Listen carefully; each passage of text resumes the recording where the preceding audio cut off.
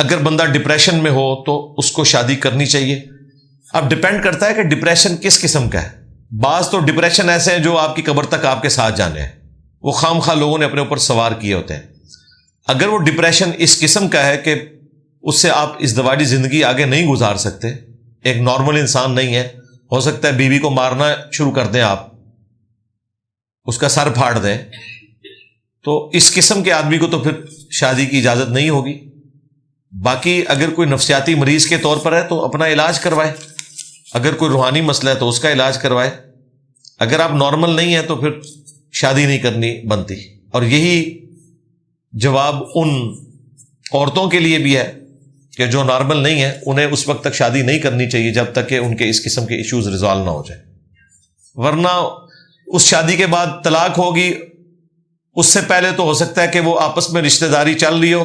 طلاق کے بعد تو آپ کو پتہ ہے سگے بہن بھائی بھی ملنا چھوڑ دیتے ہیں. جب اولاد میں کوئی اس طرح کی علیحدگی ہو جائے تو ان کے ماں باپ بھی آپس میں ایک اختلاف تک چلے جاتے ہیں، قطع رحمی شروع ہو جاتی ہے. عطائی ڈاکٹر بننا جائز ہے یا حرام ہے؟ بہت سے لوگوں کو تھوڑی بہت معلومات ہو جاتی ہے تو میڈیسن کر لیتے ہیں. تھوڑے بہت تو عطائی ڈاکٹر ہم سب بھی ہوتے ہیں. ظاہر ہے جب سر درد ہوتا ہے تو ہم ڈاکٹر سے تو جا کے دوائی نہیں لیتے، ہمیں پتہ ہے کہ ایک نارمل چیز ہے تو ڈسپرین استعمال کر لیتے ہیں. اس وقت کسی عالم سے کوئی فتویٰ لینے کی ضرورت نہیں ہوتی ہے کیونکہ ایک نارمل کیس ہوتا ہے. جب کوئی ایکسٹراڈنری کیس آتا ہے پھر ہم ڈاکٹر کی طرف رجوع لاتے ہیں، اور ان ڈاکٹروں کا بھی آپ کو پتہ ہے کیا حال ہے، وہ بھی تکے لگاتے ہیں. صحیح لگ گیا تو تیر ہے، نہ لگا تو تکا ہی رہے گا. کیونکہ جب کوئی کرٹیکل بیماری آتی ہے نا روٹین سے ہٹ کے، تو یہ کئی سال تک غلط ادویات دیتے رہتے ہیں، اینڈ پہ جا کے کوئی اور بات نکلتی ہے. بسا اوقات انہیں پتہ ہوتا ہے کہ یہ بات اس طرح نہیں اس طرح ہے، پھر بھی یہ جان بوجھ کے، یعنی ایک چیز میں تو میں نے دیکھا ہے جن لوگوں کا پتا خراب ہو جاتا ہے کئی مہینے، بعض اوقات کئی سال تک یہ معدے کی دوائیاں کھلاتے رہتے ہیں اور اینڈ پہ بتاتے ہیں آپ کا پتا خراب ہے، لیکن اس وقت تک معدہ بھی خراب ہو چکا ہوتا ہے. اس طرح کی حرام خوریاں کرتے ہیں. درد اپینڈکس کا ہو رہا ہوتا ہے اور کہتے ہیں گردے میں پتری ہے. ہمارے سامنے تو ایسے کیسز آئے ہیں کہ گردے کی پتری ڈکلیئر کی ہے، اس نے جا کے الٹرا ساؤنڈ کروا کے سامنے رکھ دیا ہے کہ دیکھ لیں گردے میں کچھ نہیں، پھر بھی نہیں مان رہے. یعنی آپ بخاری مسلم سے حدیث بھی دکھا دیں پھر بھی نہیں مولوی مانتے. اور پھر جب وہ اپینڈکس نکلوایا تو آرام آ گیا، پھر بھی نہیں وہ مانے کہ یار انہوں نے وہ غلط بات کی تھی. تو جو ڈگریوں والے ڈاکٹر ہیں یا ڈگریوں والے مولوی ہیں، 2 نمبری پہ آئے تو یہ ساری 2 نمبری کرتے ہیں. اس لیے بہتر یہ ہے، جس طرح ہم کہتے ہیں کہ سب کو سنیں، اسی طریقے سے ہم کہتے ہیں کہ آپ تمام ڈاکٹرز کی اوپینین لیا کریں. اور سب سے بڑھ کر جو غوث وقت ہے گوگل ہے، جو آپ کو اوورال ایک آئیڈیا دے دے گا. مجھ سے اگر کوئی پوچھے نا کہ غوث وقت کون ہے علم کے اعتبار سے، وہ گوگل ہے. اس میں آپ سمٹمز لکھیں تو آپ کو آئیڈیا ہو جاتا ہے چیزوں کا. بعض اوقات انسان کتنی ٹینشن میں ہوتا ہے پتہ چلتا ہے کہ مسئلہ یہ نہیں یہ تھا. اسی طریقے سے اے آئی کے ذریعے بھی بالکل وہ بھی ایک ہے، اس سے آپ کو آئیڈیا ہو جاتا ہے، پھر آپ کو ان لائنز پہ چلنا آسان ہو جاتا ہے. اگر کوئی بہت بڑا مسئلہ نہیں آپ اس میں لکھیں. بعض اوقات آپ کے ہاتھ میں درد شروع ہو گئی ہے، انگلیوں میں ہو گئی ہے، شولڈرز میں، تو وہ آپ کو یہ بھی مشورہ دیتے ہیں کہ آپ دن میں موبائل فون کتنی دیر کے لیے یوز کرتے ہیں، کس پوسچر میں کرتے ہیں، یہ چھوڑے. وہ لوگوں نے چھوڑا ہے وہ درد ٹھیک ہو گئی ہے، پہلے بےچارے وہ پریشان تھے، پتہ نہیں دل کی کوئی درد نہ نکل آئے، وہ پوسچر کی وجہ سے تھا. سر درد مسلسل رہتا ہے، وہ آپ کو بتائیں گے بھی اپنی نظر چیک کروائیں. لوگ برین ٹیومر سے ڈر رہے ہوتے ہیں، اینڈ پہ پتہ چلتا ہے کہ کئی تو ڈاکٹرز نے سٹی سکین کروا دیے لوگوں کے دماغ کے، بعد میں پتہ چلا کہ جناب نظر کمزور ہے. وہ بھی اس نے نہیں بتایا، کسی کوئی بندہ نے مشورہ دیا وہ پائی نظر چیک کروا، اور واقعی نظر کمزور تھی. یہ ایسے ظالم ہیں. اکثر اوقات تو نالائق ہوتے ہیں لیکن بعض اوقات جان بوجھ کے بھی ایسے کرتے ہیں حرام کمانے کے لیے. اسی دیکھیں ان کی پرسنل لائف کتنی ڈسٹرب ہے. اولاد بھی انہیں ذلیل کرتی ہے، بیویاں انہیں ذلیل کرتی ہیں، زندگی میں خوشی نصیب نہیں ہوتی. پیسے کے علاوہ ہر چیز ہوتی ہے اور یاد رکھیے گا دنیا کا سب سے غریب انسان وہ ہے جس کے پاس پیسے کے سوا جتنی خوشیاں ہیں وہ موجود نہ ہو، صرف پیسہ ہو، وہ سب سے غریب انسان ہے۔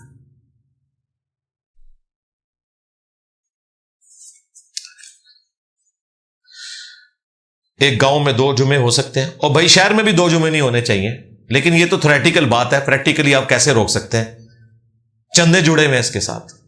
ایک فرقے کی ایک محلے میں 2 مسجدیں ہوتی ہیں، کیونکہ جمعے میں زیادہ لوگ آتے ہیں، زیادہ چندہ آتا ہے۔ اصولاً تو جمعے کی مسلمانوں کی گیدرنگ ہفتہ وار ایک پولیٹیکل گیدرنگ ہے جس میں مسلمان ایک پیج پہ آئیں گے، اور اصولاً حکمران وقت کو یہ جمعہ پڑھانا چاہیے کیپٹل سٹی میں، اور اس کے نمائندوں کو چھوٹے سٹیز میں۔ ایران میں آپ دیکھیں پورے تہران میں ایک جمعہ ہوتا ہے، 15 لاکھ سے زیادہ لوگ جمعہ پڑھتے ہیں، اور ایران کا پریزیڈنٹ وہاں خطبہ دیتا ہے۔ جمعے کا کنسپٹ یہ تھا۔ ہماری انٹرنیشنل گیدرنگ مینا کا خطبہ تھا حج کے موقع پر، جہاں دنیا کے آلموسٹ سارے ملکوں کے مسلمان اکٹھے ہوئے ہوتے ہیں۔ اینول گیدرنگ لوکل عید کا خطبہ تھا، اور ویکلی گیدرنگ جمعے کا خطبہ تھا، لیکن وہ بھی فرقوں کی نظر ہو گیا۔ چھوٹی چھوٹی مسجدیں ہیں، 10-15 نمازیاں اور جامع مسجد ڈکلیئر کی ہوئی ہے۔ شہر میں ایک ہی جمعہ ہونا چاہیے، عید ایک ہی ہونی چاہیے۔ چلے اگر فرقوں کا اختلاف ہے تو ہر فرقے کی ایک علیحدہ علیحدہ ہو جائے، پھر بھی ہمیں صبر آ جائے، لیکن اس طرح نہیں ہوتا۔ باقی رہا شرعی مسئلہ کہ اس طرح جو ایک سے زیادہ جمعے ہو رہے ہیں تو نماز پڑھنے سے کیا نماز ہو جائے گی؟ جی نماز ہو جائے گی، نماز کی آپ نے ٹینشن نہیں لینی۔ نماز دنیا کا کوئی مولوی، کوئی بد عقیدہ آپ سے نماز نہیں چھین سکتا، وہ آپ کا اور خدا کا معاملہ ہے۔ امام مسجد بغیر وضو کے بھی کھڑا نہ آگے اور آپ کو نہیں پتا، آپ کی نماز پھر بھی درست ہے، آپ کا اور اللہ کا معاملہ ہے۔ قبرستان کے اندر کیا گراؤنڈ بنا سکتے ہیں؟ یعنی کس طریقے سے قبروں کو مسمار کر کے؟ ساتھ ہے نا، پھر اندر تو نہ لکھیں یار، 7 گراؤنڈ بن سکتے۔ وہ جگہ جو ہے نا وہ قبرستان کے لیے مختصر، لیکن قبریں بھی بنی ہوئی۔ اچھا قبریں نہیں بنی ہوئی ابھی؟ ہاں تو ٹھیک ہے، جب تک قبریں نہیں بنی ہوئی اس وقت تک تو آپ انہیں استعمال میں لا سکتے ہیں نا، لیکن اس میں یہ دیکھنا چاہیے پھر قبروں کی بے حرمتی والا معاملہ نہ ہو۔ یہ بھی ہو جاتا ہے نا بعض اوقات آپ تھک گئے ہیں تو جا کے کسی قبر کے اوپر بیٹھ گئے ہیں، ہاں تو وہ مسلم شریف میں حدیث ہے کوئی شخص کسی قبر پر بیٹھے اس سے بہتر ہے کہ وہ آگ کے انگاروں پر بیٹھے جو اس کے کپڑوں اور کھال کو جلا دے، وہ تکلیف کم ہے ایک مسلمان کی قبر پہ بیٹھنے کا عذاب اس سے زیادہ ہونے والا ہے۔ ہاں یہ ذہن میں رکھیے گا۔ تو اس طرح کی پھر کوئی چیز نہیں ہونی چاہیے۔ اگر یہ ساری آپ حدود اور قیود کا خیال رکھ سکتے ہیں تو ضرور کریں۔ دوستوں کو قرآن و حدیث کی دعوت کیسے دیں؟ جی میرے ساتھ تصویر کھنچوائیں، فیس بک پہ لگائیں، آگے تماشا دیکھیں۔ آسان، پہلے تو آپ شرم محسوس کریں گے نا کہ میں نے دعوت دی تو اگو منو چاکی نہ مار لوے۔ یہ وہ کنڈی ہے جس میں وہ خود آ کے پھنس جائے گا، جب پھنس جائے گا تو اسے کہنا ہے آجا۔ کوئی نہ کوئی کامنٹس کرے گا، باز نہیں آئے گا، تو بس جو بات وہ کرے نا وہ آپ نے پکڑ لینی ہے اور کہنا کہ ٹھیک ہے طے کر لیتے ہیں۔ کوئی قادیانی کہہ دے گا، کوئی نجدی کہہ دے گا، کوئی وہابی کہہ دے گا، اسے کوئی کیا مسئلہ ہے، بتاؤ مجھے کیا ہوا ہے۔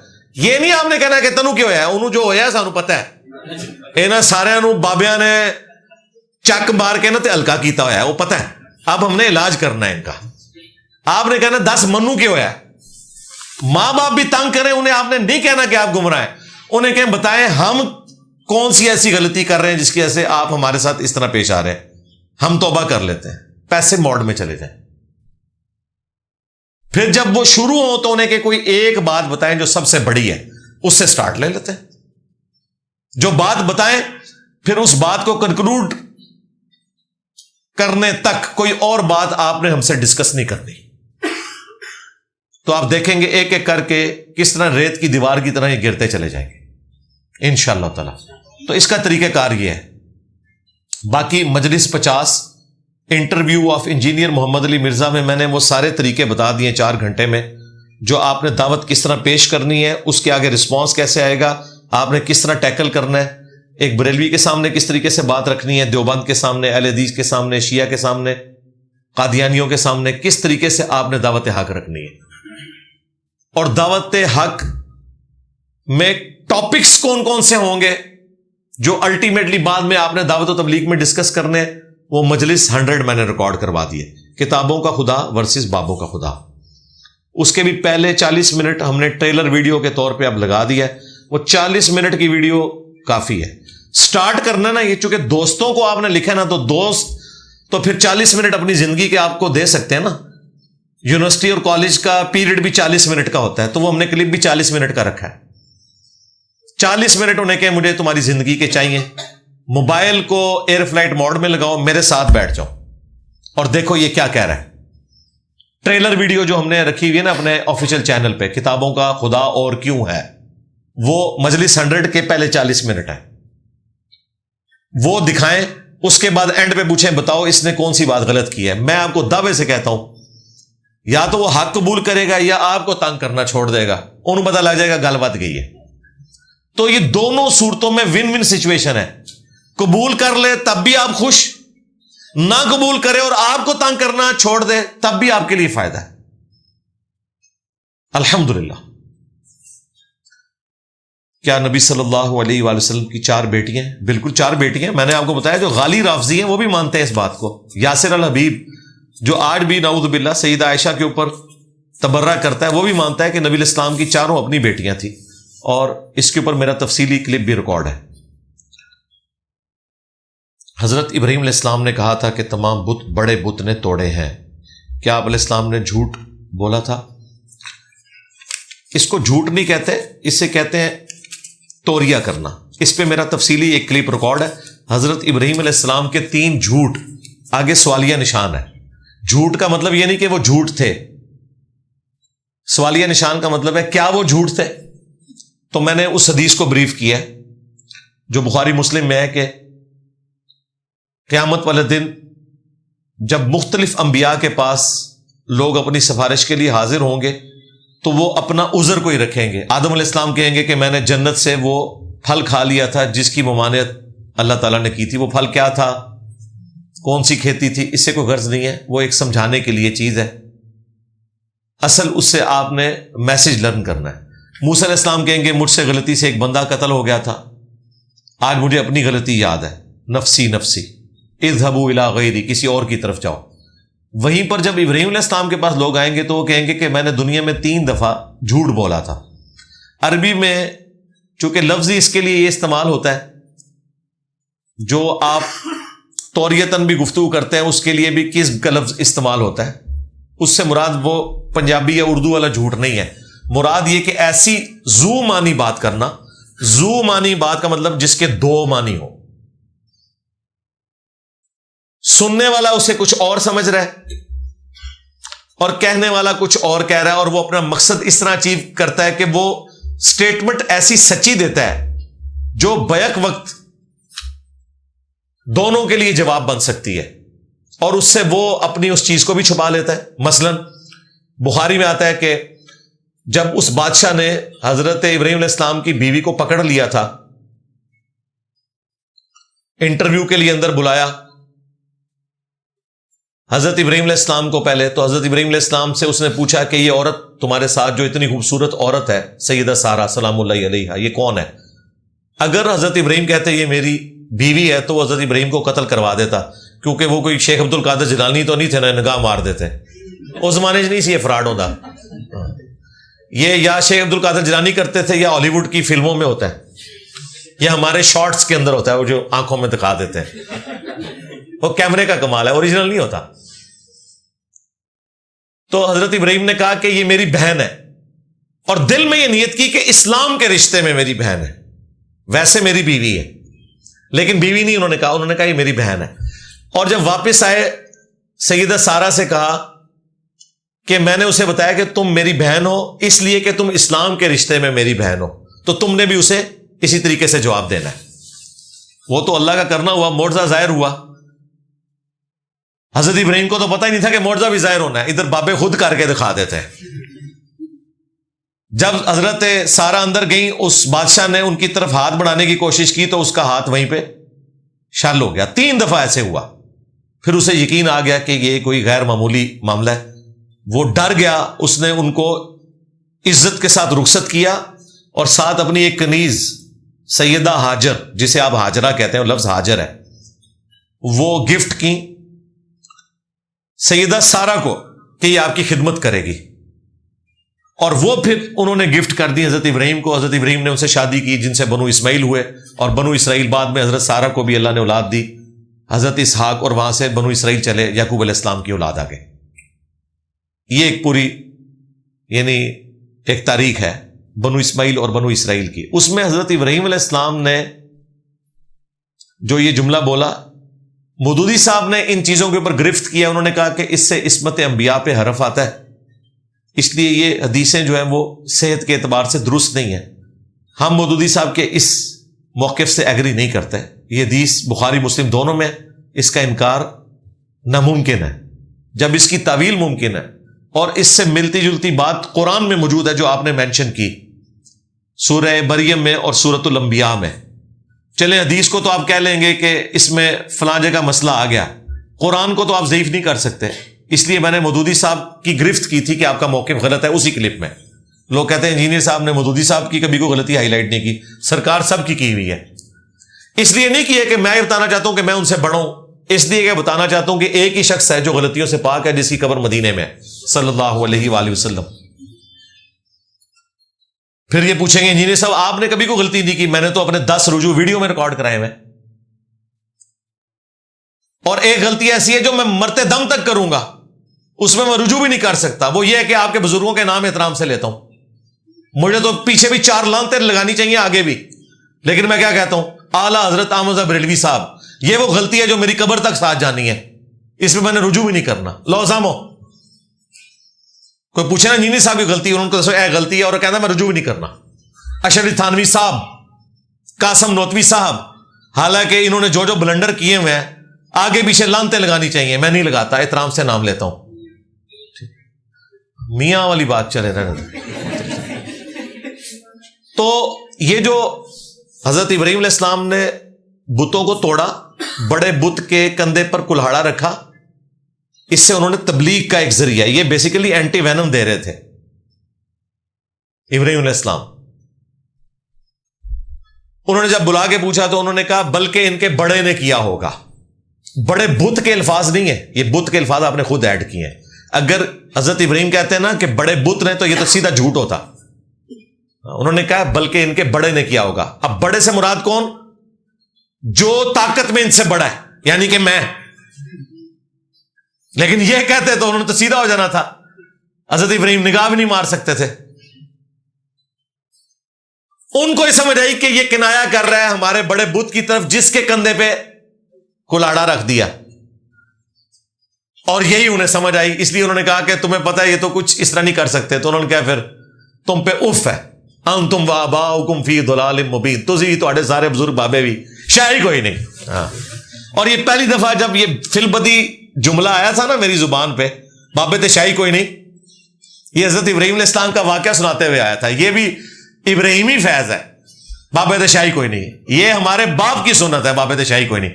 اور انہوں نے اپنے ابے کو کہا تھا انتم وآباؤکم فی ضلال مبین، ابا جی تسی بھی تواڈے سارے بزرگ بابے گمراہی میں تھے. میں تو کہتا شاہی کوئی نہیں، کہا سارے گمراہ سن.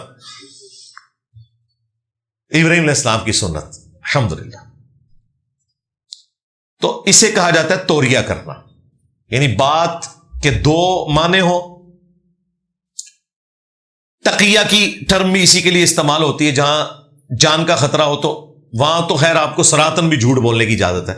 وہ تو بخاری مسلم میں حدیث موجود ہے کہ آپ 3 موقع کے اوپر جھوٹ بول سکتے ہیں. وہاں سراتن بھی بول سکتے ہیں، لیکن وہاں بھی کوشش کریں توریتا نہیں بولیں. ایک جنگ کے موقع پر ظاہر ہے وہاں پہ زندگی موت کی کشمکش ہے، وہ تو سورۃ النحل میں ہے. کلمات کفر بھی بولنے پڑے جان بچانے کے لیے، دل ایمان پہ ٹھکا ہو تو آپ کہہ سکتے ہیں. جنگ دھوکے کا نام ہے. دوسرا، کسی کی صلح کرواتے وقت ظاہر ہے اب دونوں طرف کی پارٹیوں کو آپ نے ٹھنڈا کرنا ہے تو آپ نے ایک طریقے سے بات کرنی ہے اس میں تاکہ ایک دوسرے کے لیے نرم گوشہ پیدا ہو. اور تیسرا میاں بیوی کے کیس میں ایک مرد، کیونکہ بیویاں توامی ہوتی ہیں، آپ ان کو صحیح بات بھی بتائیں نا، قسم اٹھا کے وہ نہیں مانتی، اور مزاح کے طور پہ آپ کوئی غلط بات کر لیں وہ فوراً یقین کر لیتی ہے، بعد میں آپ ایسے قسمیں اٹھاتے رہے. یہ ان کی نیچر ہے. تو اس لیے انہیں سیٹسفائی کرنے کے لیے بسا اوقات اس طرح کی کوئی توریتاً گفتگو کرنی پڑ جائے تو وہ آپ کر سکتے ہیں، لیکن پوری زندگی توریے پہ نہیں یا تقیے پہ گزارنی ہے آپ نے. کبھی کبھار جب فتنہ بڑھنے کا اندیشہ ہو، اس میں یعنی دھوکہ دینا میاں بیوی کا ایک دوسرے کو، وہ والا معاملہ نہیں ہونا چاہیے کہ آپ ایک دوسرے کے ساتھ خیانت کریں. جہاں لڑائی جھگڑا مٹانا ہو، مثلا مرد کی طبیعت بہت سخت ہے، بچوں کو وحشیوں کی طرح مارتا ہے، کسی بچے سے غلطی ہو گئی ہے تو آپ طریقے سے اس بچے کی غلطی کو چھپانے کے لیے کوئی ایسی بات کر دیں کہ یہ فلاں نقصان اس سے نہیں ہوا، اس طرح ہو گیا. وہاں ایون سراتن بھی کوئی جھوٹ بولنا پڑ جائے تو عورت اپنے مرد سے جھوٹ بول سکتی ہے. اسی طریقے سے مرد بھی کوئی اس طرح کی ایکٹیویٹی اسے بعض اوقات کرنی پڑتی ہے، جیسا جب نئی نئی شادی ہوتی ہے نا، عورتوں کو یہ بڑی بیماری لگ جاتی ہے کہ کھانا میرے ساتھ کھائے. بھائی تمہارے ساتھ اسے ابھی ایک ہفتہ ہوا ہے، جن دوستوں کے ساتھ وہ بچپن سے کھیل کود رہا ہے، ٹھیک ہے، اس کے ساتھ اس کی روٹین ہے، ایک دن میں تو روٹین چینج نہیں کرے گا، کبھی ہفتے میں ایک دو دفعہ ایسا ہو جائے گا کہ وہ ان کے ساتھ چائے پی لیتا ہے، رات کو لیٹ ہو جاتا ہے، تو وہ خام خواہ اس کو عذاب بنا کے نا مسلط ہو جاتی ہیں. تو اس طرح کے موقعوں پہ بھی کوئی ایسی بات کرنا کہ جس سے آپ یہ بھی نہ انہیں بتائیں کہ آپ دوستوں کے ساتھ بیٹھے تھے، کیونکہ انہوں نے خام خواہ چڑھ جانا ہے، کوئی اور اپنی مجبوری بیان کر دینا. موٹر بائک کا مسئلہ ہو گیا تھا اور دل میں یہ نیت کر لیں کہ مسئلہ یہ ہو گیا تھا کہ وہ دوستوں کے پاس کھڑی تھی اور وہ اٹھنے نہیں دے رہے تھے، اور بیوی کو یہ سمجھ آئی کہ موٹر سائیکل پنکچر ہو گیا تھا یا کوئی اور خرابی ہو گئی تھی. تو اس طریقے سے توریتاً کوئی بات کرنا جس سے آپ فتنے کو اوائڈ کر رہے ہیں، بشرطے کہ آپ دھوکہ نہ دے رہے ہو. یہ نہیں آپ نے کوئی چھپی دوستی کوئی نامحرم کے ساتھ رکھی ہوئی ہے اور آپ وہ فراڈ کریں، وہ تو مارے گئے آپ، سیدھی سی بات ہے. تو اس قسم کا جھوٹ کبھی کبھار بولنا، اس کے اوپر پھر کوئی شرعی گرفت نہیں ہوگی.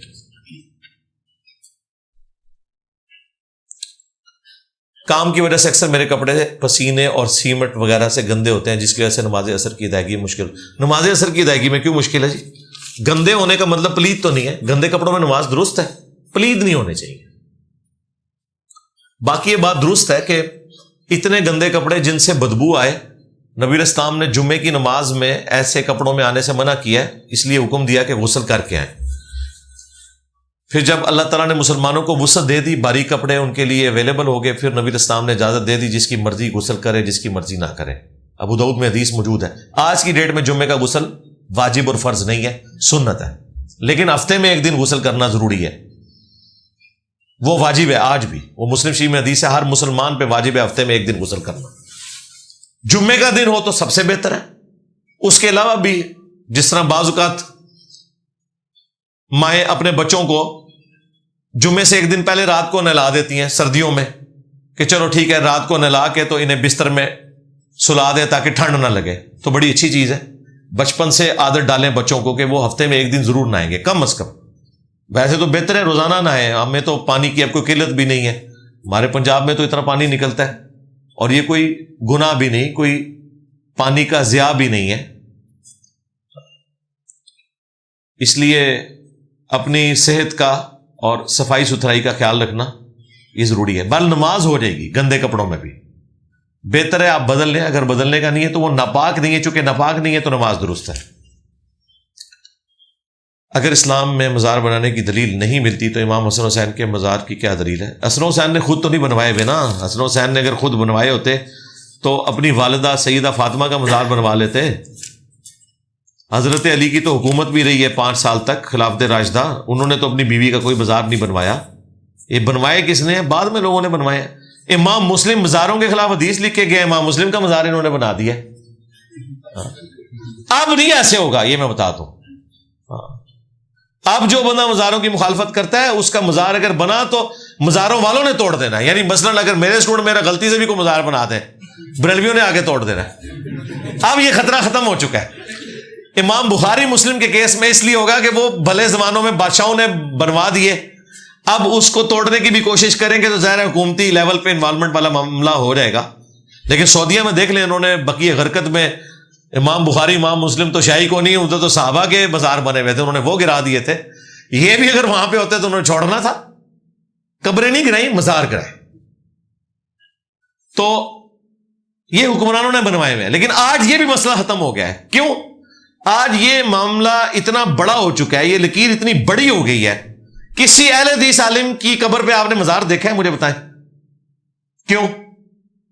اس لیے کہ وہ عالم خود مزاروں کا مخالفت کرنے والا ہے, اس کے ماننے والے مزاروں کی مخالفت کرنے والے ہیں, اور جو ان کی مخالفت کرنے والے ہیں انہوں نے مزار کو بزرگی کی اور ولی ہونے کی دلیل مانا ہوا ہے. وہ تو اپنے فرقے کے علاوہ کوئی ولی ماننے کے لیے تیار ہی نہیں ہے.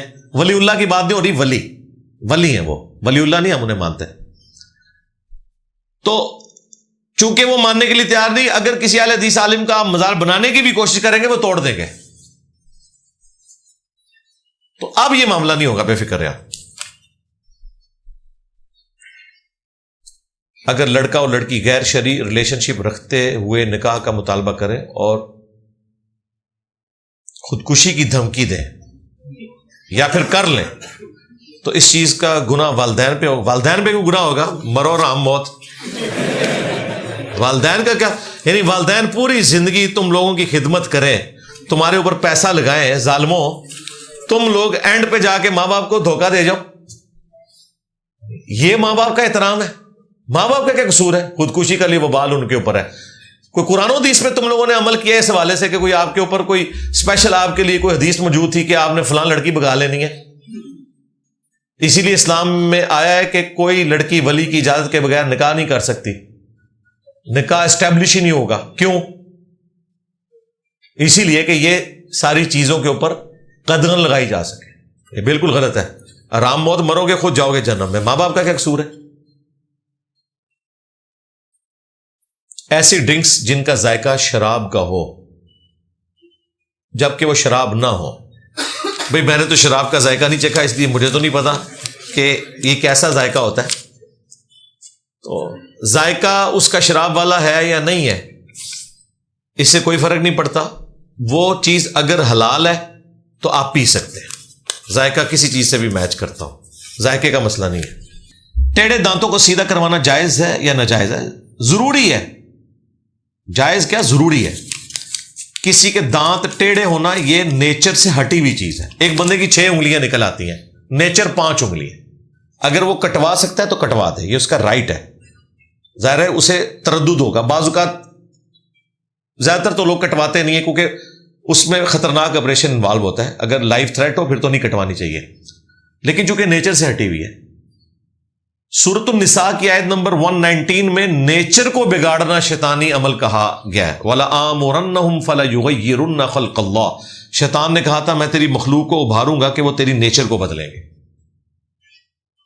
لیکن اگر نیچر خود بدلی ہوئی ہے اس کو واپس نیچر پہ لے کے آنا, یہ نیچر کو بگاڑنا نہیں ہے, فطرت پہ واپس لانا ہے. دانت ٹیڑھے سیدھے کروائیں. تالو جڑا ہوا ہے, نیچر تو نہیں ہے. نیچر تو یہ ہے کہ زبان تالو سے الگ ہونی چاہیے تو اسے کٹوانا ہوگا. ہڈی ٹوٹ گئی ہے, نیچر تو نہیں, اسے سیدھا کروانا ہوگا, نیچر پہ واپس لے کے. البتہ کچھ چیزیں ایسی ہیں کہ جو اللہ تعالیٰ نے خود آپ کے اختیار میں دی ہیں اور آپ نیچر سے ہٹ کے انہیں کرتے ہو, اور وہ نیچر سے ہٹ کے کرنا نیچر ہے. مثلا ناخن کاٹنا, نیچر میں ناخن اگتے ہیں, آپ خود سے کاٹتے ہیں, لیکن یہاں ناخن کا کاٹنا نیچر ہے. ان کو بڑھتے دینا نیچر کے خلاف ہے, اگرچہ نیچر اسے اگا رہی ہے, یعنی قدرت. ختنہ کروانا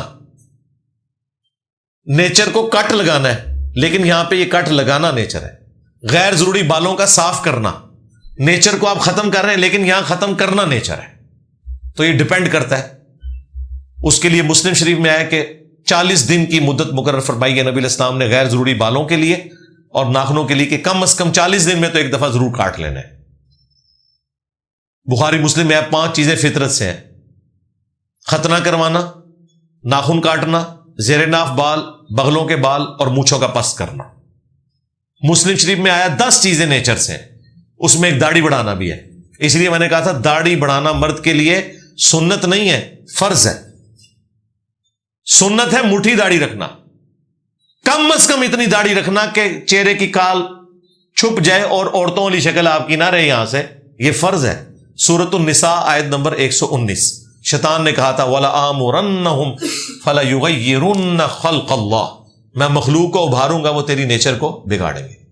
ابو داؤد میں حدیث ہے، ایک صحابی کی ناک کٹ گئی تو نبی الاسلام نے کہا کہ ناک لگواؤ۔ اس نے چاندی کی ناک لگوائی، اس میں بدبو پڑ گئی، پھر حضور نے حکم دیا کہ سونے کی ناک لگواؤ، حالانکہ سونا مرد کے لیے حرام ہے، لیکن چونکہ نیچر سے ہٹ چکی تھی چیز، لہذا دانت بھی سیدھے کروا سکتے ہیں اور دانت سونے کا لگوا سکتے ہیں۔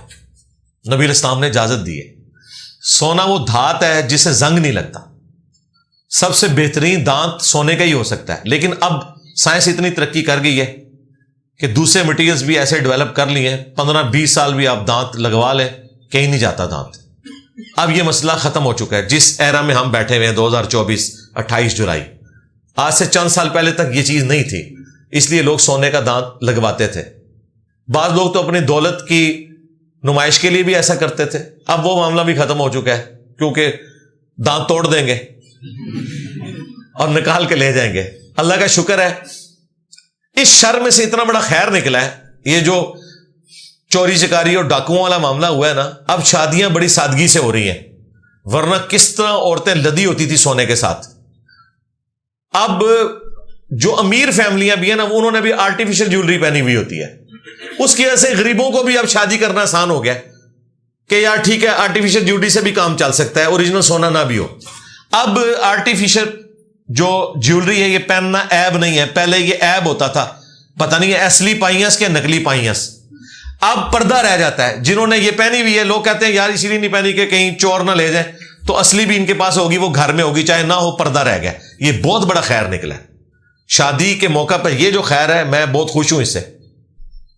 اسی طریقے سے یہ دوسرا خیر جو نکلا ہے نا کہ میرج ہالز کے اندر فنکشن ہوتے ہیں شادی کے، یہ کمال چیز ہو گئی ہے۔ پہلے یہ سارے دنگا فساد ہوتے تھے گھروں میں، 10 دن پہلے رشتہ دار آ کے ڈیرا لگا لیتے تھے، جو بیچارے 8-10 بندے مشکل سے خود اپنے گھر میں رہ رہے ہیں، ان کے اگر 10 مہمان آ جائیں، پھر بچیاں بھی جوان ہو، پردے کے مسئلے اور مسئلے، میں تو حیران ہوں لوگ کس طرح لوگوں کے گھروں میں جا کے اتنے دن رہتے ہیں، انہیں بھی عذاب میں ڈالتے ہیں، خود بھی عذاب میں ڈالتے ہیں۔ اتنی تکلیف میں لوگوں کو ڈالنا،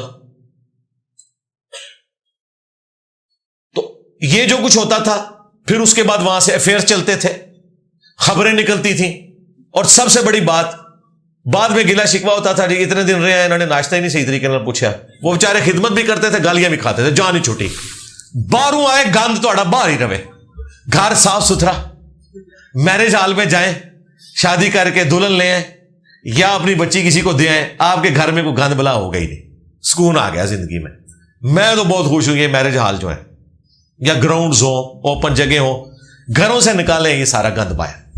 لوگ ویسے یاد کر کر کے روتے ہیں جی اسی تے ادو ویاہ ہوتا سی تے پہلے ہی آگے بیٹھ جاتے سا، اوتے کیا کرتے سو، گندے لطیفے، بغیرتی، بچیوں کو چھیڑنا، یہ سارے گناہ کے کام تمہارے بزرگ کرتے ہوتے تھے، جن کو تم یاد کر کر کے روتے ہو جی، بڑی رونق ہوتی سی، رونق ہی ہوتی سی، بے جائی کا طوفان بدتمیزی تم لوگوں نے یہاں پہ برپا کیا ہوتا تھا۔ اللہ کا شکر ہے جان چھوٹی تو بزرگاں دے اس کام تو بھی، بابے ویسے ساری پیڑے جے پاویں دین والے ہونے آئے ہونے۔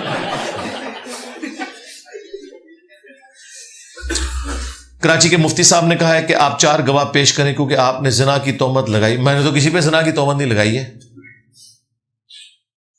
میاں بیوی 5 سال سے نہ ملے ہوں اور اگر بچہ پیدا ہو جائے تو حلالی ہوگا، تو آپ کو حلالی بچے مبارک۔ ہم تو یہی کہتے ہیں آپ کے سارے بزرگان دین اسی قسم کے حلالی بچے تھے، جنات کی مدد سے پیدا ہوئے تھے۔ ٹھیک ہے، میں نے تو کہیں نہیں کہا کہ اس عورت کے اوپر آپ یہ لگائیں تہمت یا اس قسم کی، میں نے کوئی بات ہی نہیں کی، ہم تو بات ہی کچھ اور کر رہے ہیں کہ تم لوگ اس طرح کی چیزوں کو جس طریقے سے پریزنٹ کر رہے ہو دین کا مذاق بنوا رہے ہو۔ ٹھیک ہے، اور اگر یہ گالی نہیں ہے تو تم نے اس معاملے پہ ناراض نہیں ہونا کہ ہم تمہارے سارے بزرگان دین کو، تمہارے علماء دیوبند کو اسی قسم کی حلال کی پیداوار سمجھتے ہیں جسے تم حلال کی پیداوار سمجھتے ہو، وہ جنات کی مدد سے ہی پیدا ہوئے ہیں۔ اگر اس بات پہ تمہیں غصہ آ جائے تو اس کا مطلب ہے کہ گل وچ کوئی اور ہے، اور اگر آپ خوشی سے قبول کر لیں تو بس ٹھیک ہے، پھر تو بہت اچھی بات۔ بات کا رخ ہی بدل دیتے ہیں، بات ہم کوئی اور کر رہے ہوتے ہیں، اس طرف لگا دیتے ہیں۔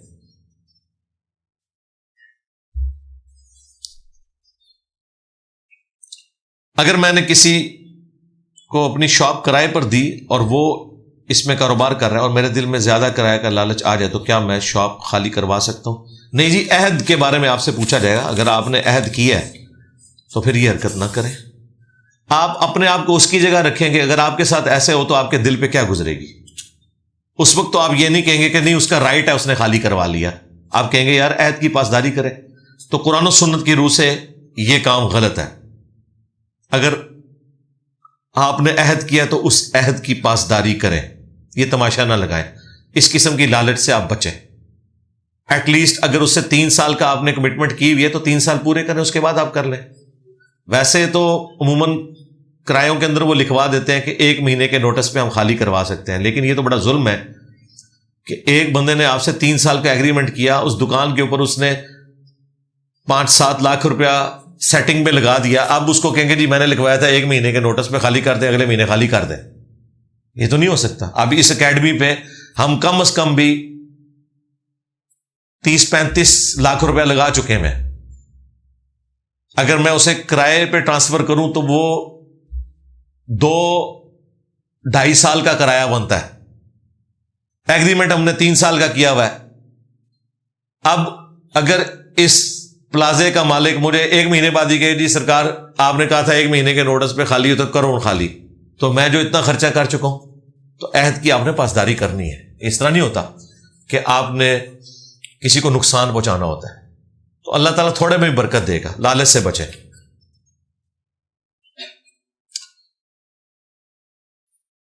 فلٹر پانی کی سپلائی کا کام کرنا جائز ہے؟ جی اس کے اوپر میری ویڈیو بنی ہوئی ہے، آپ دیکھ سکتے ہیں۔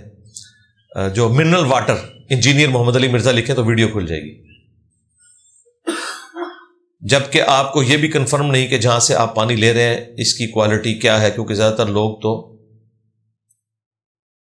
ان کو کوالیفائڈ ہی سمجھتے ہیں۔ جو یہ پلانٹ ہے نا RO plant, reverse osmosis plant جو ہے، وہ تو ظاہر ہے اعلیٰ درجے کے ہیں۔ لوگ کیا سمجھتے ہیں؟ چھوڑیں، لوگ تو دودھ کو بھی سمجھتے ہیں کہ کیا ہے وہ، اگرچہ خالص دودھ لکھا ہوتا ہے، انہیں بھی پتا ہے یار 150 روپے میں خالص دودھ تو نہیں آتا۔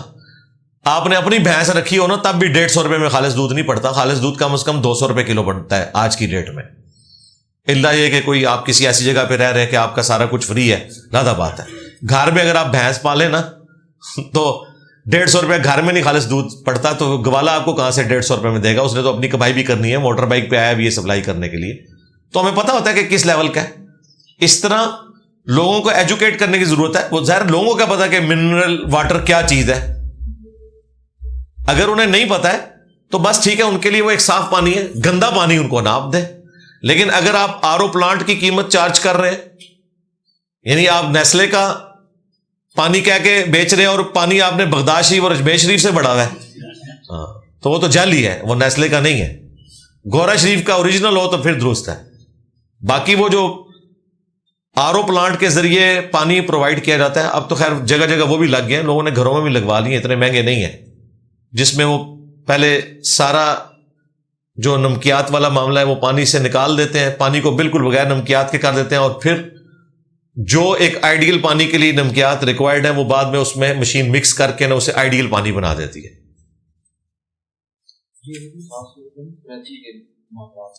ٹھیک ہے، میں نے تو بتا دیا، اس کو آپ جہاں مرضی فٹ کریں، سب کچھ بتا دیا۔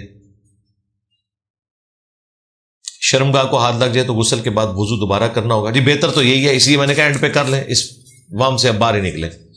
میرے گھر والے شادی 2 سال سے کروانا چاہتے ہیں، لیکن میں فیوچر کو لے کر شادی نہیں کرنا چاہ رہا، تو یہ نافرمانی تو نہیں ہے؟ بھئی یہ مجھ سے ڈسکس کرنے کی بجائے اپنے ماں باپ سے ڈسکس کریں, انہیں بتائیں نا آپ کو کیا مسئلہ ہے, اور انہیں علمی طور پہ قائل کریں کہ کیا وجہ ہے کہ آپ نہیں کرنا چاہ رہے, وہ بیچارے کچھ اور ہی نہ سمجھ رہے ہو. ہاں یہ بھی ہو جاتا ہے, تو ان کے سامنے رکھیں, یہ آپ کا رائٹ ہے, کوئی نافرمانی والا معاملہ نہیں ہے, آپ اپنے معاملات کو بہتر سمجھتے ہیں. شریعت میں قادیانیوں کو پبلکلی قربانی کرنے کا حق حاصل ہے. جی شریعت میں تو اہل حدیث اور دیوبند کو بھی یہ حق حاصل نہیں ہے, اعلیٰ حضرت ہمارے اعلیٰ حضرت نے پہلے ہی فرما دیا تھا. ہاں آپ کہتے ہیں کہ تقلید کرنا درست نہیں ہے, تو جو کتابیں احادیث ہم تک پہنچی ہیں ہم پڑھتے اور مانتے ہیں, کیا یہ تقلید کی شکل نہیں؟ نہیں, تقلید تو ہے نہیں ہے. پہلے تقلید سمجھے. آپ کا حال یہ ہے کہ گدھا اور گھوڑا اکٹھے کھڑے ہوئے ہیں اور آپ کہیں گے جی اس کو آپ حلال سمجھتے ہیں, اس کو حرام کیوں کہتے ہیں؟ ایک جیسا ہی ہے نا, ایک جیسا نہیں ہے بھائی. گھوڑا حلال ہے, گدھا حرام ہے نبی الاسلام کی احادیث کی روشنی میں. جس کو آپ تقلید کہہ رہے ہیں وہ تقلید نہیں ہے, وہ گھوڑا ہے, اور جسے ہم حرام سمجھ رہے ہیں نا وہ اصل میں گدھا ہے. تقلید یہ ہے کہ بغیر دلیل کے کسی کی بات کو ماننا, کسی کے فتوے کو ماننا. اگر کوئی دلیل کے ساتھ بات کرے کہ قرآن میں اور احادیث میں یہ آیا ہے, نبی علیہ السلام نے یہ فرمایا, یہ تقلید نہیں ہے. رہا وہ راویوں کے اوپر اعتماد کرنا, وہ تقلید نہیں ہوتا. راوی کا سچا ہونا کافی ہے, اس کا حافظہ نہ بگڑا ہو, وہ حدیث بیان کر رہا ہے تو یقیناً وہ نبی علیہ السلام تک بیان کر رہا ہے. آپ کا مولوی کا سچا ہونا کافی نہیں ہے. آپ کا مولوی ہے تو سچا ہے, لیکن ایاک نعبد و ایاک نستعین کی تفسیر میں یا شیخ عبد القادر جیلانی مدد ثابت کر رہا ہے, تو آپ یہ کہیں گے کہ چونکہ یہ سچا ہے, جس طرح سچے محدث کی حدیث قبول کی جاتی ہے, سچے مولوی کی بات بھی قبول کر لی جائے نہ, کیونکہ وہ قرآن و سنت کے خلاف پیش کر رہا ہے. سمجھ رہے ہیں نا؟ بات تو صحیح ہے, بات تو صحیح ہے, دو الگ باتیں ہیں. جی انجینئر صاحب کے اسٹوڈنٹس بھی تو انجینئر صاحب کی بات مانتے ہیں. نہیں, میری بات کی تو سن, منو تو انہوں نے جناب تتے توے ہوتے رکھے ہوتا ہے. ہم آیت اور حدیث پیش کرتے ہیں, وہ اس کو مان رہے ہوتے ہیں. تم لوگ اپنے بابوں کے اقوال پیش کر رہے ہوتے ہو. تم بھی اگر حدیث پیش کرو نا کہ جی دیکھیں یہ قرآن کی اس آیت سے ثابت ہے کہ مرے ہوئے بابوں کو آپ نے مدد کے لیے پکارنا ہے, اور امام حنیفہ رحمۃ اللہ علیہ نے یہ فلاں حدیث لی ہے جس کے تحت وہ سمجھتے ہیں کہ یہ رفع الیدین جو ہے منسوخ ہو چکا ہے, اور وہ حدیث کی سند ٹھیک ہے, ہم مان لیں گے. تو تقلید کی ڈیفینیشن یہ ہے بغیر دلیل کے کسی عالم کی بات کو قبول کرنا. دلیل کے ساتھ قبول کریں. اگر آپ اسے تقلید کہنا چاہتے ہیں پھر آپ کسی کی بھی تقلید کریں. اللہ کے بندو, تمہارے آج کے علماء اپنے بڑے بزرگوں کی کوئی بات قرآن و سنت سے ثابت نہیں کر سک رہے, تو آپ تقلید کیسے کرو گے؟ رہا فتویٰ ماننا کسی کا قرآن و سنت کی روشنی میں, اس کی تقلید نہیں. ورنہ مجھے بتائیں, مفتی تقی عثمانی صاحب نے جو فتوے دیے ہیں, اس کے بعد آج کے دیوبندی تو ان کے مقلد ہونے چاہیے نا. کسی دیوبندی نے کہا کہ میں تقی عثمانی کا مقلد ہوں, فتویٰ تقی عثمانی دے رہا ہوتا ہے کیمرے کے اوپر. کیا امام حنیفہ کی قبر سے جا کے یہ واٹس ایپ کرواتے ہیں کہ کیمرہ جائز ہے یا ناجائز؟ کون بتاتا ہے؟ تقی عثمانی, مفتی منیب. سپیکر کا مسئلہ کون بتاتا ہے؟ آج کے علماء. امام حنیفہ کا تو سپیکر کا نہیں پتا, اس کے باوجود یہ حنفی ہیں ابھی تک. فتوے کس کے مان رہے ہیں؟ آج کے علماء کے.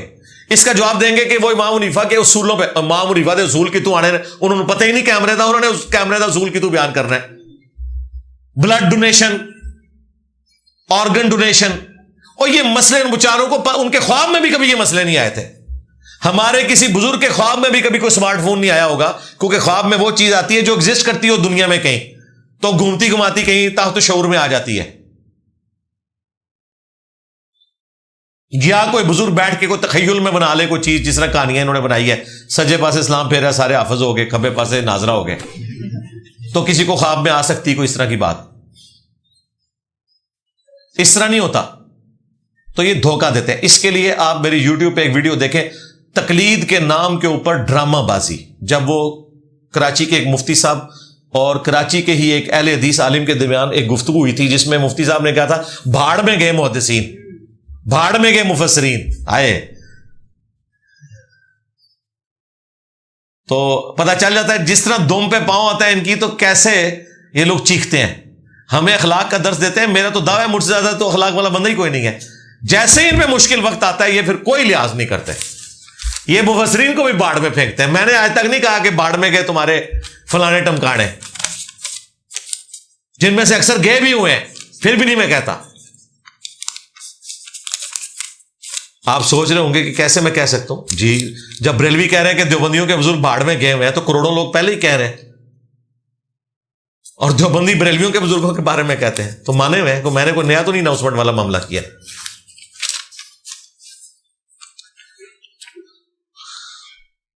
کسی کے نام کا چین گلے میں لٹکا سکتے ہیں عقیدت کے طور پر. مرد تو نہیں کوئی چین لٹکا سکتا جی, اللہ کے نام کی بھی نہیں لٹکا سکتا.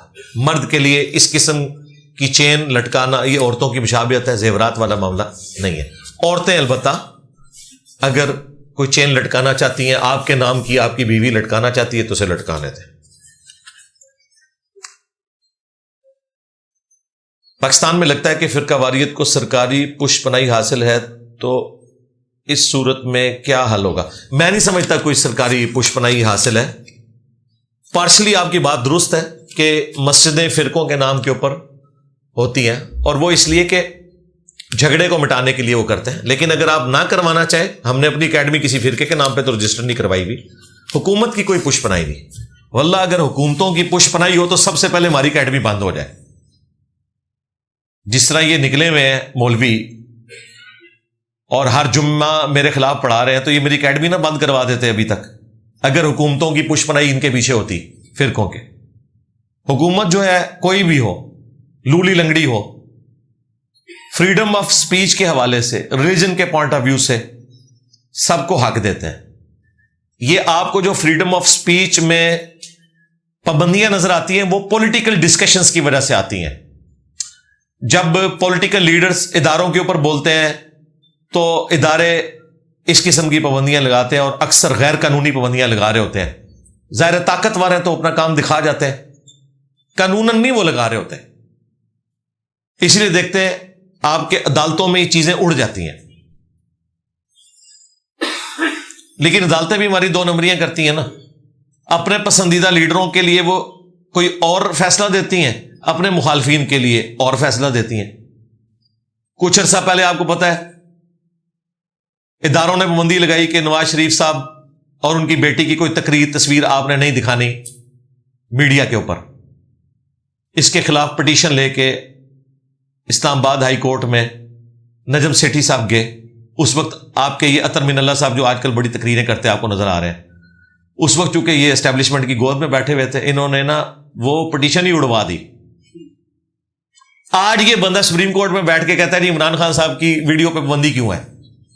جب ہماری عدالتیں یہ دو نمبریاں کریں گی نا کہ ایک لیڈر کو کہیں گے کہ اس پہ جب پابندی لگے وہ درست ہے, ہمارے اس لیڈر پہ نہیں لگنی چاہیے, تو بھائی پھر قانون کا یہی جنازہ نکلے گا جو آپ کو نظر آ رہا ہے.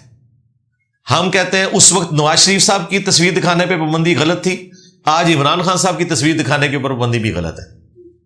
اس وقت RTS بٹھا کے جو حکومت بنائی تھی وہ غلط ہے, آج فارم 47 کی حکومت بھی غلط ہے.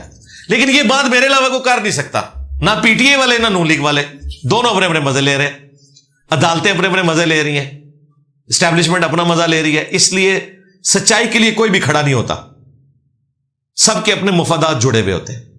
اس لیے سچائی کے لیے کھڑے ہوں آپ, سچائی کا ساتھ دیں. اور یہ جو آپ نے کہا پشت پناہی والا معاملہ, فرقوں کو اللہ کے فضل سے کوئی پشت پناہی نہیں ہے, ان کی پشت پہ تھوڑے ہی پڑ رہے ہیں آپ اسٹیٹ کی طرف سے. پشت پناہی والا کام ختم ہو گیا, ان کے لیے تھوڑے ہیں.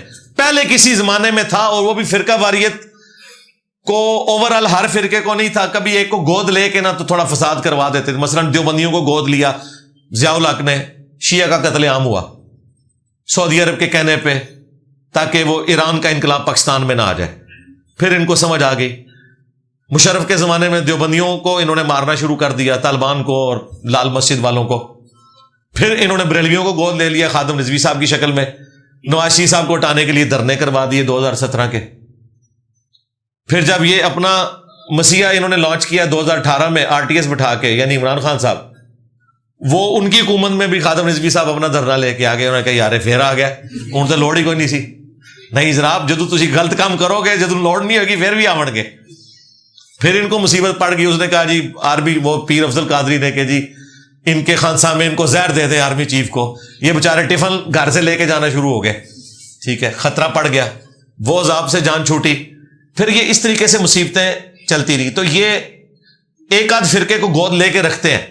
لیکن اگر آپ یہ کہیں کہ اوور آل پش بنائی کر رہے ہیں یہ فرقوں کی، تو بھائی اس وقت تو سارے فرقے یہ چاہتے ہیں کہ انجینئر صاحب کے اوپر کس طریقے سے بندی لگ جائے. تو میں تو یہ ماننے کے لیے تیار نہیں ہوں. ہاں، میرے اوپر اگر انہوں نے ہاتھ ڈالا پھر اس دن میں اس بات کی تصدیق کروں گا کہ یہ کر رہے ہیں. لیکن اللہ کا شکر ہے ابھی تک اس لیول کی کوئی کوشش نہیں کی ہے. باقی جو کوئی ایف آئی آرز کٹوائیں، کوئی ادھر ادھر، وہ مولویوں کے پریشر کی وجہ سے وہ ہوتی ہیں، لیکن ان کے اوپر عمل کوئی نہیں ہوتا. لیکن یہ بات درست ہے کہ جب ان کے آپس میں سیاسی اختلافات ہوتے ہیں وہاں پش بنائی یہ کرتے ہیں، پھر فریڈم آف سپیچ کے اوپر پابندی لگاتے ہیں. وہ ایک معاملہ ایک لد ہے.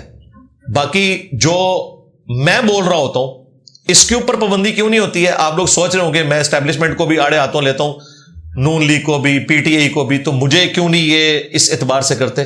اس کے پیچھے ریزن یہ ہے کہ میں اپنے معاملات کو ایک انصاف کے اوپر لے کے چل رہا ہوتا ہوں. تکلیف اس وقت ہوتی ہے کسی بھی ادارے کو جب آپ سنگل آؤٹ کر دیتے ہیں کسی ایک معاملے کے اندر، ایک طرف کی آپ سائڈ لینا شروع کرتے ہیں. پھر وہ کہتے ہیں دیکھیں یہ ہماری غلطی تو ہائی لائٹ کر رہا ہے، ہماری اچھائی بیان نہیں کر رہا. ہم یہ کام نہیں کرتے. اللہ کا شکر ہے جو اچھائی ہے اسے سپورٹ کرتے ہیں، جو برائی ہے اس کے اوپر نقد کرتے ہیں. باقی انڈائریکٹلی چلے کوئی پریشر آ جائے وہ میں اس کی پرواہ نہیں کرتا. ابھی تک میں بالکل یعنی ببانگ دول یہ بات کروں گا کہ میرے اوپر کبھی اس طریقے سے کوئی اس طرح کا پریشر کسی نے ڈالنے کی کوشش نہیں کی ہے، نہ کوئی لالچ، نہ کوئی دھمکی، اور نہ میں اس طرح کی کو لینے والا ہوں. سیدھی سی بات ہے. جب ایسی بات ہوگی تو میں اعلانیہ پھر ظاہر ہے میں تو چپ کر کے نہیں بیٹھوں گا. سیدھی سی بات ہے. تو اللہ کا شکر ہے ابھی تک ہضم کر رہے ہیں، آندہ بھی کرتے رہے، اس میں ان کی خیریت ہے. مجھے تو فرق کو نہیں پڑنا. بیرون ملک سے ہنڈی کے ذریعے پیسے بھیجنا جائز ہے. گورنمنٹ نے اگر پابندی لگائی ہوئی ہے تو بھائی ناجائز ہے. سیدھی سی بات ہے.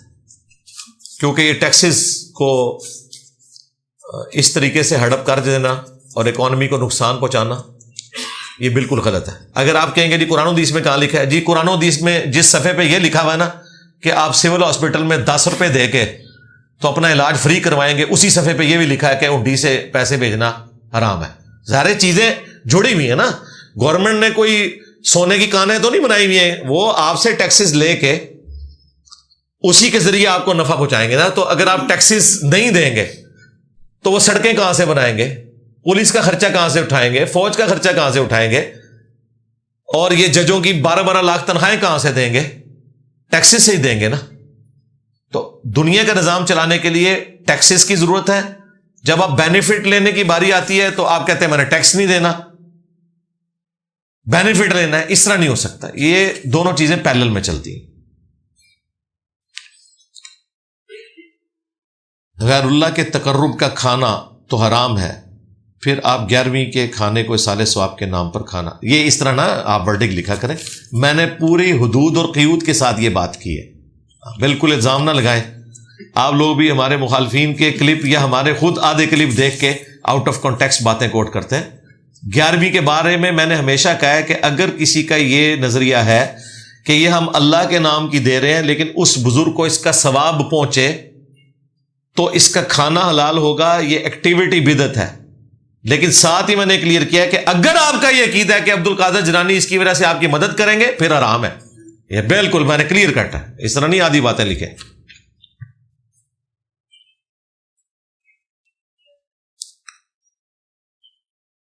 آپ اکثر اپنی ویڈیوز میں یہ کہتے نظر آئے ہیں کہ شاہ ولی اللہ اپنی کتاب میں لکھ کر گئے ہیں کہ اہل سنت کا حدیث کی 6 کتابوں پر اجماع ہے. سوال یہ کہ شاہ ولی اللہ کے کہنے سے اجماع ثابت ہو جائے گا؟ پہلی بات ہے میں نے 6 کتابوں کے اجماع کا ذکر ہی نہیں کیا. بخاری اور مسلم کا کہا. 6 نہیں، انہوں نے تو 7-8 کتابیں لکھی ہیں. 2 پہ انہوں نے لکھا ہے کہ اس کے اوپر اجماع ہے کہ اس کی تمام متصل الاسناد احادیث قطعی الصحت ہیں. بخاری اور مسلم صحیح ہیں. تو آپ کا یہ پوچھنا کہ ان کے کہنے سے اجماع ہو جائے گا، اگر تو آپ یہ بات سنیوں کے پوچھ رہے ہیں تو آپ کو تو رائٹ ہی کوئی نہیں پہنچتا. اور اگر آپ سنیت سے نکل کے پوچھ رہے ہیں تو آپ کے لیے کوئی اجماع نہیں ہے. آپ سے ہم قرآن کی روح سے بات کریں گے. یعنی اگر کوئی شیعہ ہے تو اگر کوئی سنی ہے اور وہ کہتا ہے میں بخاری مسلم کو نہیں مانتا تو وہ سنی ہے ہی نہیں ہے. یہ ذہن میں رکھیے گا. اگر کوئی کہتا ہے میں دیوبندی ہوں لیکن میں المحند کو نہیں مانتا, وہ دیوبندی نہیں ہے, جھوٹ بول رہا ہے وہ. اگر کوئی کہتا ہے میں بریلوی ہوں لیکن میں اسام الارمین کو نہیں مانتا, وہ جھوٹ بول رہا ہے. بالکل اس طریقے سے کہ کوئی شخص کہے میں ہوں تو قادیانی لیکن غلام احمد قادیانی دجال کو نبی نہیں مانتا. نہیں, یہ ایک ٹکٹ میں دو مزے نہیں ہو سکتے. یہ ڈیفینیشن کے ہی خلاف ہو جائے گا. تو ڈیفینیشن کو آپ نے فالو کرنا ہے, اصول کے اوپر چیز کو لے کے چلنا ہے. اہل سنت کا اتفاق ہے, شاہ ولی اللہ سے پہلے بھی اتفاق ہے صحیحین کے اوپر, اس لیے یہ آؤٹ آف کوسچن ہے. اور شاہ ولی اللہ نے تو اس اتفاق کا ذکر کیا ہے. شاہ ولی اللہ سے بھی آلموسٹ 1000 سال پہلے یہ کتابیں لکھی گئی ہیں, اور اہل سنت شروع سے ان کتابوں کو کوٹ کرتے آئے ہیں. شاہ ولی اللہ نے تو بعد نقل کی ہے یہ. اور شاہ ولی اللہ کے اوپر بریلوی, دیوبندی, اہل حدیث تینوں کا اتفاق ہے. صرف یہ ہمارا کلیم نہیں ہے بخاری مسلم کی صحت کے اوپر, سارے مانتے ہیں. اعلی حضرت نے بھی مانا ہے. اور باپا جانی ٹی وی میں کہہ رہے ہیں کہ قرآن کے بعد سب سے افضل کتاب بخاری ہے. اب وہاں بیٹھا ہوا کوئی بخاری کھول کے کہے کہ باپا جانی تیری تو نماز ہی بخاری کے مطابق نہیں ہے, تو یہ ایک الگ بات ہے. مکان گروی لینے یا دینے کا صحیح طریقہ کیا ہے؟ صحیح طریقہ یہ ہے کہ آپ نے جو گروی رکھوایا نا, اس سے آپ فائدہ نہیں اٹھائیں گے. وہ بخاری میں اور ابو داؤد میں موجود ہے کہ جب کوئی اس طریقے سے گروی جانور رکھواتا ہے نا, تو صرف اس جانور سے اتنا ہی فائدہ اٹھا سکتا ہے جتنا اس کے کھانے پینے کے اوپر خرچہ ہوتا ہے, اتنا دودھ لے سکتا ہے. فالتو کا دودھ بھی اس کے مالک کو دے گا. اس حدیث کے تحت اگر آپ کسی کا مکان گروی کے طور پر لیتے ہیں, اس مکان میں آپ رہ نہیں سکتے, نہ اس مکان کو کرائے پہ چڑھا کے آپ اس کا کرایہ کھا سکتے ہیں, وہ سود ہو جائے گا. گروی کا مطلب یہ ہے کہ یہ گارنٹی ہے, اس کے بدلے تم مجھے اتنا ادھار دو, میں کچھ عرصے میں واپس کر دوں گا. اگر آپ کہیں کہ جی میں نے ادھار دیا, اس کا میں نے نفع اٹھانا ہے, تو پیسے کا نفع اٹھانا ہی تو سود ہے. لیکن اگر آپ کسی سے مکان کرائے پہ لیتے ہیں اور آپ اسے کرایہ ادا کر رہے ہیں, تو وہ جائز ہے, کیونکہ اس میں کموڈٹی انوالو ہو گئی ہے. گروی کے کیس میں بھی یہ ہو سکتا ہے کہ اگر آپ گروی مکان یوز کر رہے ہیں نا, تو کریں, اس کا کرایہ اس کو دیں جس نے آپ سے پیسہ ادھار لیا ہے, تو آپ کریں, پھر کر سکتے ہیں, ورنہ آپ نفع نہیں اٹھا سکتے. کیا پینشن لینا عام عوام کی حق تلفی کرنے کے مترادف نہیں ہے بغیر کسی ڈیوٹی کے؟ جی ڈیوٹی کے اگینسٹ ہی پینشن ہوتی ہے. پینشن کی آپ ڈیفینیشن سمجھیں, اور آج یہ مسئلہ بھی کلیئر کر لیں آپ. یہ جو آج بھی یہ گورنمنٹ نے ایک تماشا ادم مچایا ہوا ہے, اپوزیشن نے بھی اور گورنمنٹ بھی ان کی بہکاوے میں آ گئی ہے کہ جی ہم یہ جو مفت یونٹ ہیں یہ معاف کر دیں گے, ختم کر دیں گے وابڈا والوں کے اور فلاں کے. یہ زیادتی ہے بھائی. وابڈا کی نوکری جس نے لی تھی نا, اس کی نوکری کا یہ پیکج کا حصہ تھا ایک آفیسر کا کہ اسے 200 یونٹ ملیں گے فری. میں وابڈا میں نہیں ہوں لیکن میں حق کی بات کروں گا. آپ کو اس عہد کو پورا کرنا ہوگا. ایک بندے نے, میرے اپنے کئی کلاس فیلوز ہیں جنہوں نے میکینیکل انجینئرنگ کی ہوئی تھی, میں میکینیکل انجینئرنگ کر کے اٹامک انرجی کے ادارے میں آ گیا, وہ ریلوے میں چلے گئے. میری تنخواہ تھی 1.25 لاکھ روپیہ, ان کی تنخواہ تھی 60,000 روپیہ, میری ڈبل تنخواہ تھی ان سے, لیکن انہیں 7 ریلوے کے ٹکٹ مل جاتے تھے. اب یہ بڑا ظلم ہے کہ کل کو کوئی ریلوے کی بات نکلے تو آپ کے ان کے ٹکٹ ختم کرو. اور بھائی انہوں نے جو ریلوے کی نوکری کی تھی 60,000 روپے اس لیے کہ انہیں باقی بینیفٹ ملیں گے. میرے ساتھ کئی لوگ جو الیکٹریکل انجینئرنگ والے تھے وہ وابڈا میں چلے گئے, ان کی تنخواہیں ہم سے آدھی تھیں, لیکن وہ اس امید پہ تھے کہ ٹھیک ہے یار ہمیں یہ 200 یونٹ ابھی مل رہے ہیں اور ریٹائرمنٹ کے بعد بھی ملتے رہیں گے. اوور آل چلو at the end of the day ہماری تنخواہ بھی ان کے برابر نہیں تو قریب قریب ہو جائے گی. یہ تو بڑا ظلم ہے کہ اب آپ ان سے یہ لے لیں. یہ اس صورت میں آپ کر سکتے ہیں جب نوکری دینے سے پہلے آپ ڈکلیئر کریں. جو اس بنیاد پہ نوکری لے چکے ہیں ان کے یونٹ آپ ختم نہیں کر سکتے, یہ ظلم ہے. اور یہ کر کے بھی دیکھ لیں, میں آپ کو آج بتا رہا ہوں سپریم کورٹ میں جا کے کیس اڑ جائے گا, کیونکہ انہوں نے جو معاہدہ کیا ہوا ہے نا, ان کو اس معاہدے کے تحت ہم نے نوکری پہ رکھا ہے, اس میں لکھا ہوا ہے. ہاں آمدہ نئی بھرتیوں والوں کو کہہ سکتے ہیں تو وہ پھر انشاءاللہ آئیں گے بھی نہیں ان کے پاس. بھائی ایک بندے نے اگر وابڈا میں آ کے 60,000 کی تنخواہ لینی ہے تو بھائی وہ فروٹ کی ریڑھی کیوں نہ لگا لے, ذلیل ہو ادھر آ کے. وہ انہی امید پہ آتے ہیں. رہا پینشن کا معاملہ, تو پینشن بھی اس پیکج کا حصہ ہوتا ہے کہ میں 30 سال اپنی زندگی کے حکومت کو دوں گا اور جب میں بوڑھا ہو جاؤں گا تو حکومت میرا خرچہ اٹھائے گی اس لیے کہ میں نے سرو کیا ہے. اب یہ کہیں کہ سرو تو 30 سال کیا ہے تو خرچہ 60 سال کا کیوں؟ بھائی وہ جو 30 سال زندگی کے دیے ہیں اس میں وہ پرائیویٹ نوکری کر کے پرائیویٹ کاروبار کر کے اس سے زیادہ کما سکتا تھا، لیکن اس نے سرکاری جاب اس لیے کی کہ وہ اپنی زندگی سرکار کو دے گا اس معاہدے کے اوپر. آپ کو یہ عجیب لگ رہا ہوگا، وہ آپ کو عجیب اس لیے لگ رہا ہے کہ آپ کے ملک میں تو نوکریاں ہیں نہیں ہیں. جن ملکوں میں سرکاری نوکریاں ہیں نا وہاں پہ لوگ نوکری نہیں کرتے. آپ کے ملک میں تو لوگ فوج کی نوکری کے لیے رال ٹپک رہی ہوتی ہے. سعودی عرب میں مار کے بھی کوئی فوج کی نوکری نہیں کرتا کیونکہ پیسہ لوگوں کے پاس، وہ کہتے ہیں کیوں جان سٹیک پہ لگائیں. ادھر بھی یہ جتنے بڑے آفیسر جرنیل ہیں ان کے بچے فوج میں تو کوئی نہیں ہے. انہوں نے کہا ہم نے اپنے بچوں کے لیے پلاٹ بھی بنا لیے، سب کچھ کر لیا، بچوں تسی موج مارو. ایٹ ڈیفینس ہاؤسنگ کی 1 کنال دی کوٹھی ہے، تسی کو ضروری سیاچن جا کے مرنا ہے.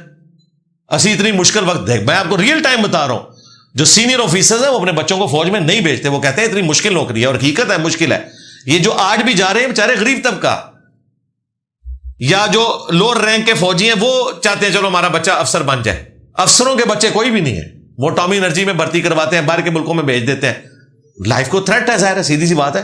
ہر کوئی بندہ جان دینے کے لیے تو تیار نہیں ہوتا. انہوں نے سب کچھ یہاں پہ سمیٹ لیا ہوا ہے، وہ آپ کہتے ہیں نہیں ہمارے بچے یاشی کریں گے، کیوں لائف ان کی سٹیک کے اوپر لگائیں. تو ہمارے ملک میں سرکاری نوکری کے لیے رال ٹپکتی ہے، باقی ملکوں میں ایسا نہیں ہوتا. جس کو کوئی نوکری نہ ملے وہ سرکاری نوکری کرتا ہے کیونکہ باؤنڈ ہو جاتے ہیں نا. سرکار میں آپ کو تنخواہ جو ملے گی اس کے اوپر آپ بیٹھے ہیں. پرائیویٹ لوگوں نے بزنس کیے، لوگ ارب پتی ہو گئے. تو وہاں جب کوئی سرکاری نوکری کرتا ہے نا تو سرکار کہتی ہے میں پینشن بھی دوں گی اس لیے کہ تم نے اپنی زندگی کا وہ گولڈن پیریڈ مجھے دیا کہ اگر تم اس گولڈن پیریڈ میں پرائیویٹ نوکری کرتے تو تم اپنی نسلوں کے لیے بھی پیسہ اکٹھا کر سکتے تھے. تم نے قربانی کی کہ تم تھوڑی سی رقم پہ ہمارے پاس آئے، لہذا ریٹائرمنٹ کے بعد تمہارا خرچہ بھی ہم اٹھائیں گے. سمجھ رہے ہیں میری بات؟ یہ کانسیپٹ ہے، اس کے تحت پینشن دی جاتی ہے. اب مسئلہ ہو گیا یہاں پہ زیادہ مسئلہ کہ اب ہمارے جو جج حضرات ہیں وہ بھی تنخواہ بھی 12 لاکھ لے رہے ہیں اور پینشن بھی 10 لاکھ لے رہے ہیں. اس کی وجہ سے باقی لوگ کہتے ہیں یار یہ کیا تماشا لگایا ہوا ہے انہوں نے. میں ان کی تنخواہوں کے اس حوالے سے خلاف ہوں کہ ان کا جو کام ہے نا وہ یہ کوئی نہیں کر رہے. آج بھی سپریم کورٹ میں 57,000 سے زیادہ کیسز پینڈنگ پڑے ہوئے ہیں. ان میں سے کئی لوگ ایسے ہیں جو اپنی سزائیں بھگت کے جیلوں میں مر گئے ہیں اور ابھی تک ان کی اپیلیں نہیں لگی. اپیلیں کن کی لگتی ہیں؟ سیاستدانوں کی. عام غریب آدمی کی تو کوئی سنوائی نہیں ہوتی. میرا اپنا کیس اس وقت میرا خیال ہے کوئی 5 سال ہو گئے سپریم کورٹ میں لگا ہوا ہے، ابھی تک ڈیٹ نہیں پڑی اس کی.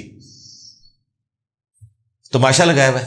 اور ادھر رات کو اپلائی کرتے ہیں، صبح جناب کاز لسٹ میں نام آیا ہوتا ہے اور وہی آپ خبروں میں سن رہے ہوتے ہیں. عوام کے لیے کوئی خبر نہیں ہوتی ہے.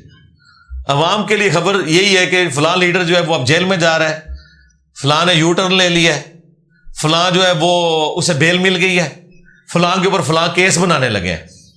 یہ اس کے علاوہ کو آپ کو خبریں نظر آتی ہیں. یہ بھی تھوڑی ہمت دکھائی ہے جماعت اسلامی والوں نے، تو انہوں نے مہنگائی کے خلاف کوئی اعلان حق بلند کیا ہے اور میں سلیم صافی صاحب کو بھی مبارکباد دوں گا. انہوں نے جرت دکھائی ہے کہ وہ دھرنے میں پہنچے ہیں. رات کا جو پروگرام ہے نا جیو کا، وہ ریکارڈنگ پہ آپ جا کے دیکھیں، بڑی زبردست گفتگو کی ہے نعیم الحق صاحب نے. سچائی کے لیے کھڑے ہوئے نعیم الرحمان صاحب نے، حافظ نعیم الرحمان صاحب جو جماعت اسلامی کے امیر ہیں، ان کا پروگرام کل رات کو ہم نے تو لائیو ارشاد میں بھی بیٹھے ہوئے تھے، 10 سے 11 چلا تھا. اس کی ریکارڈنگ موجود ہے، وہ آپ دیکھیں.